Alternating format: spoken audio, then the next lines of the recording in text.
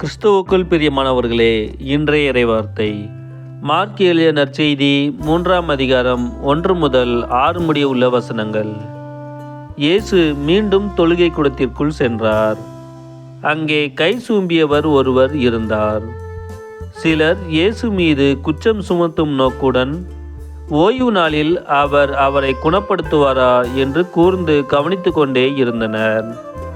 இயேசு கை சூம்பியவரை நோக்கி, எழுந்து நடுவே நில்லும் என்றார். பின்பு அவர்களிடம், ஓய்வு நாளில் நன்மை செய்வதா தீமை செய்வதா, உயிரை காப்பதா அழிப்பதா, எது முறை என்று அவர் கேட்டார். அவர்களோ பேசாதிருந்தார்கள். அவர் சினத்துடன் அவர்களை சுற்றிலும் திரும்பி பார்த்து அவர்களது பிடிவாத உள்ளத்தை கண்டு வருந்தி கை சூம்பியவரை நோக்கி, கையை நீட்டும் என்றார். அவர் நீட்டினார்.